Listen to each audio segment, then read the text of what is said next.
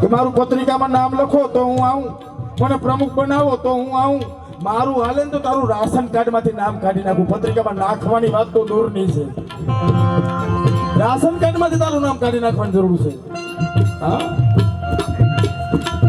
વાતે વિચારતા મંથન કરતા કદી ના ફરતા હશે, ખોટું થાતા આંખે જોતા મેદાને મરતા હશે.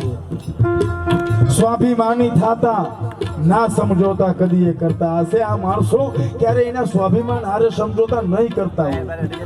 મેં એવું હાંભળ્યું છે કે કાગડો છે ને એ કાગડાની માટી ન ખાય, એવું મેં હાંભળ્યું છે કે કાગડો હોય ને ઈ કાગડાની માટી ન ખાય. અરે હું અહીંયા રોજ જાઉં છું કે અમારા જ કાગડા અમારી જ માટીઓ ખાય છે, અમારી જ માટીઓ ખાય છે.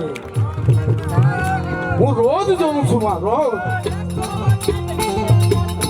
કંઈક શીખવા જેવી વાત.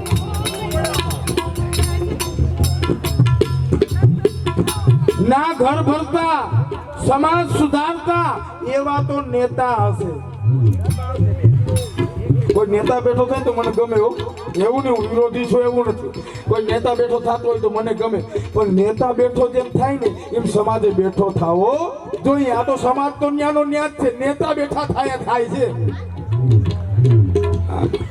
એમાં હું છે, પેલા બધું હાયલું ગયું, હવે નહીં હાલે.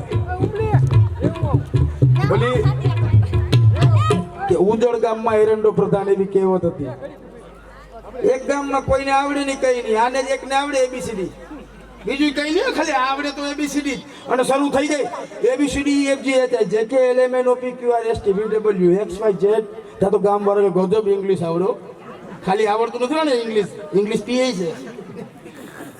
ગજબ ઈકાને ઇંગ્લિશ ફાવ્યો, કઈ દેશી ફાવે. ગજબ ઈકા પણ ગામ તો કીધું બીજા કોઈને કઈ આવડે નહીં, સાંજ લેખ ને આવડે. અને શરૂ થઈ જાય 5 જણાને ભેગા કરી ABCDEFGHILMJKL. આ તો ઓલા ગામ ગાંડું થાય, ગદબ. આપણો ધનો એટલે કેવું પડે એમ, ધન્ય એટલે ધન્ય હો ભાઈ, એવું ઇંગ્લિશ ફાવે ધન્યાને. એમાં ગામમાં ભૂરી આવ્યા વિદેશથી, તો કે આપણે ધન્યાને બોલાવો એને બધું ફાવે. આવ્યો ધન્યો, આ બોલો ફોરેનર બોલતો ધન્યો સામે શરૂ થયો કે પૂછતો ખરા ક્યાંથી આવ્યો, તો ધન્યો કે ABCDEFGHIJKLMNOPQRSTUVWXYZ.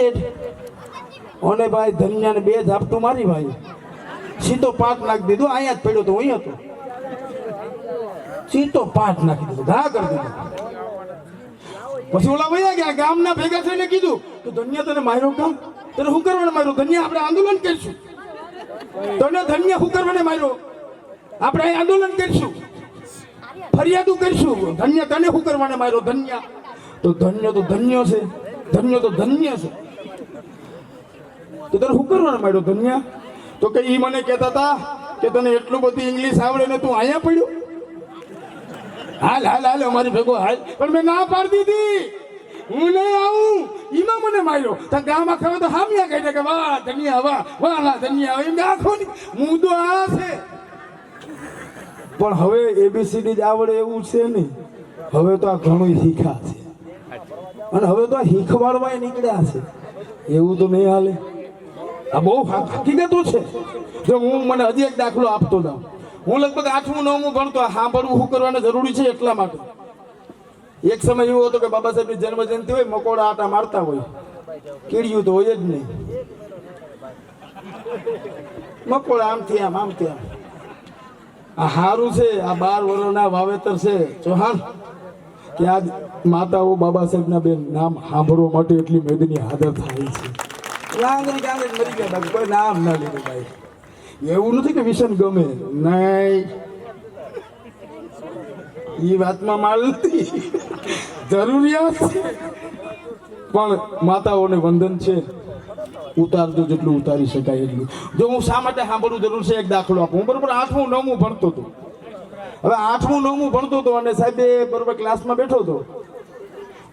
મારી ઉંમરના હશે ને ખબર હશે કે જે પ્રશ્ન આપણે આવડતો હોય ને તો બેન્ચની ઉપર ચડી જતા આપણે. સાહેબ મને પૂછો, મને ન આવડતો હોય ને તો કોકની વાહી હિતાઈ જતા. સાહેબે પ્રશ્ન પૂછ્યો કે 1857ના વિપ્લવના કારણો બોલો. આપણે આવડતા નહોતા એટલે હું તમે પાછળ હિતાતો. એ સમયના શિક્ષકો બહુ જાગૃત હતા, ખબર પડી જતી કે લેસન કોણે નથી કર્યું, કોને નથી આવડતું એ ખબર પડી જતી.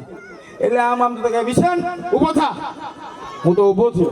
બોલ બોલી કે 1857 ના વિપ્લવના કારણો બોલ. આપણે આવડતા નહોતા.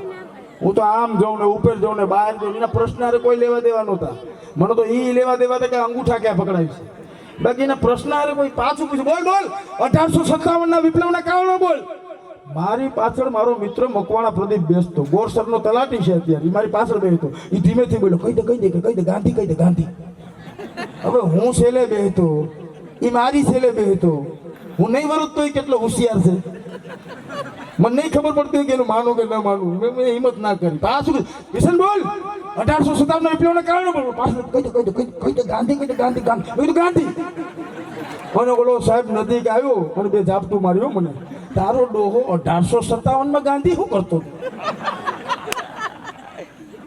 અહીંથી પ્રશ્ન શરૂ થાય છે. સાંભળજો, જો મને 1857 ના વિપ્લવના કારણો ખબર હોત તો હું ગાંધી કે ન કે. એમ તમને તમારો ઇતિહાસ ખબર નહીં હોય તો મન થાય માણસો તમને મન થાય કાનમાં કહી જાહે અને તમે એને સાચું માની બીજાને કહેતા ફરશો. એટલા માટે વાંચવું જરૂરી છે, સાંભળવું જરૂરી છે. બાકી મારી જેમ તમે ગાંધી કરશો ક્યાં રાખો? કેમ કેવા પ્રદીપો ફરે જ છે. ગામડે પ્રદીપો બેઠા જ છે. ઘણા અટાણે નીકળ્યા ઈ કે બંધારણ ખતરામાં છે. અટાણે ખબર પડી 70 વર્ષે. હા, બંધારણ બતાવવા અટાણે નીકળ્યા 70 વર્ષે. બાબા સાહેબે જ્યારે બંધારણ સભાની છેલ્લું ભાષણ દીધું ને એમાં જ કહી દીધું હતું કે હા, આ બંધારણ ખતરામાં જ છે. આને અમલ કરવાવાળી જમાત જો મજબૂત નહીં હોય તો તમારું બંધારણ ખતરામાં છે. એ તો બાબા સાહેબ જીવતા જીવત કીધું અને અમને તો એથી ખબર છે. આને અટાણે ખબર પડી બંધારણ ખતરામાં છે. પહેલેથી. હવે હું તમે સાહેબ હકીકતો છે સાહેબ. એટલે બહુ સમજવા જેવી વાત છે.